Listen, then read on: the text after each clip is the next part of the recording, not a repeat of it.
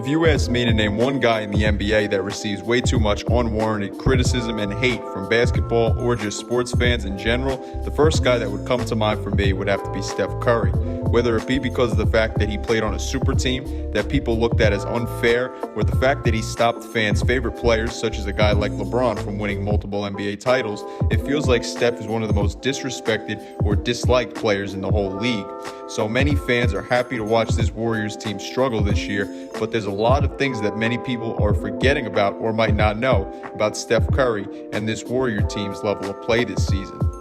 What's up, guys? SCJ here, and if you enjoyed today's video, then make sure to give it a like because it helps out a lot. And if you're new to the channel and or enjoy the NBA, then make sure to hit that subscribe button and notification bell. So ever since the 2018-19 NBA season and the 2019 NBA playoffs, the Golden State Warriors just haven't been that same team who was so dominant and so talented that despite them actually being a fun team to watch and a historically great team to watch that fans should have actually appreciated getting the chance to watch in the moment, they were the most hated team in the entire NBA at the time. The downfall may have actually started in Game 1 of the 2019 first round for Golden State when against the Clippers, DeMarcus Cousins went down with a quad injury.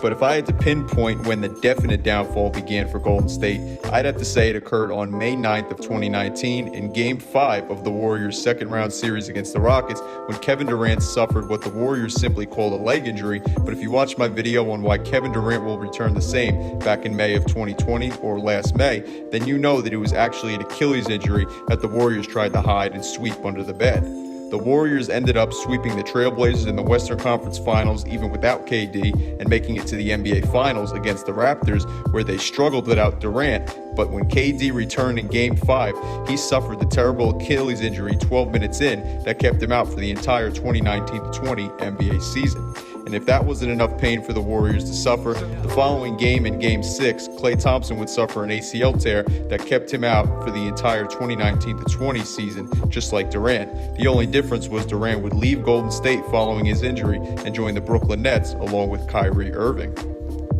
Fast forward 17 months later, and after the Warriors had the worst record in the entire NBA during the 2019-20 season, it felt like the Warriors would once again be back to being one of the top teams in the NBA. That was until Klay Thompson sadly suffered a torn right Achilles injury during a workout in LA on November 19, 2020, and it became apparent that the Warriors' struggles truly weren't over just yet. As the 2020-21 season began for the Warriors, their struggles simply continued. The team began the season 0-2, but would luckily win their following 2 games. The only issue was, though, that they were against 2 teams towards the bottom of the Eastern Conference, and they got lucky to win both of those games. They would then get blown out by the Portland Trail Blazers after they luckily got their record to 2-2 and 500 overall, but no one really knew what was in store for this Warriors team after that terrible blowout to the Trail Blazers. 2 nights later, though, Steph Curry knew exactly what was in store for him as he went off and got revenge on the Trail Blazers for the blowout loss that they handed the Warriors 2 nights prior, as Curry was absolutely unconscious shooting the ball at the Chase Center, and he looked very comfortable there, despite that only being his 5th game that he played in the Warriors' beautiful new arena. Curry shot a field goal percentage of 58.1% against the Trail Blazers that night, as well as exactly 50% from behind the arc as he went 8 for 16 from long range, and that great shooting performance he put up led him to a career-high 62 points against Lillard, McCollum, and the Trailblazers. The great performances from Curry didn't stop there, though, as he has put up 5 games of 30 points or more this past month, and ever since that 62 performance against the Blazers, he's really seemed to be locked in. While this will most likely end up being one season that Curry will like to try and forget as quick as possible, he's currently having one of the best seasons of his whole career statistically. Steph is currently averaging 27.7 points per game, which is the 2nd highest points per game average of his entire career and the most points he's averaged since his unanimous MVP season when the Warriors won 73 games. Curry is also impressively leading the league in the highest point total overall of any player on the season. Not only is he putting up some of his best career numbers in the scoring column, but he's also tied his career high in rebounds per game that he also put up during his unanimous MVP season with 5.4 rebounds. And if you don't include last season where he played 5 games and attempted 26 free throws, he currently is putting up the 2nd highest free throw percentage that he's put up in his career at 92.4%. One other great stat is the fact that currently leads the league in three-pointers made as well as three-pointers attempted this season. But when it's Steph Curry we're talking about, that really shouldn't surprise you at all. Even with how great Curry is playing this season, the Warriors' record only sits at 11-9 currently, and they just narrowly sit in playoff positioning as they hold the 8th seed in the Western Conference. So assumedly, when you hear that, you might think the same thing that most fans have thought, and that is that Steph Curry is overrated and or simply isn't good enough to carry a team when he's all on his own. What's actually crazy is when you go one step further and take a deep dive into this year's Warriors team and take a look at some of the advanced stats and analytics, things actually seem quite the opposite.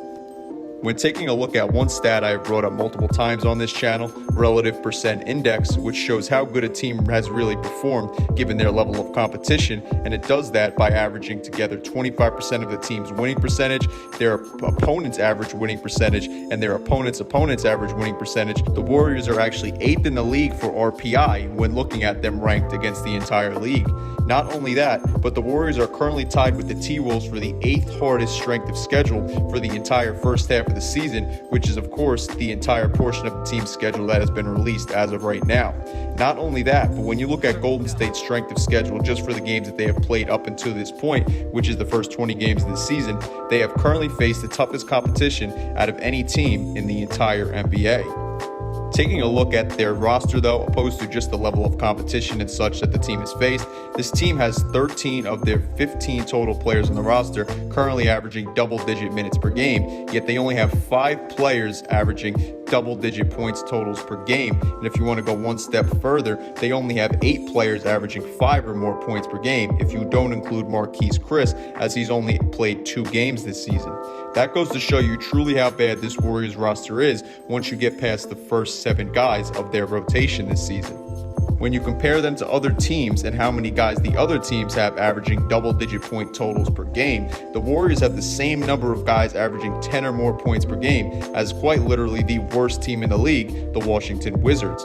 Oh, and the Wizards have 13 players averaging 5 points or more per game compared to the Warriors' 8 players. Taking a look at the second worst team in the league, the Detroit Pistons, they also have 5 players averaging double-digit points per game totals, just like Golden State does. Just like the Wizards do, they also have more players averaging 5 or more points per game than Golden State, with the Pistons having 9 players average 5 points or more on the season. Should we continue on? I think we should and take a look at the third worst team in the league, the Minnesota Timberwolves, as just like the Wizards, they have 5 players averaging double-digit points totals per game and 13 guys averaging 5 or more points per game. Yeah, I don't think I need to go on any further to prove to you how bad this Warriors roster truly is overall.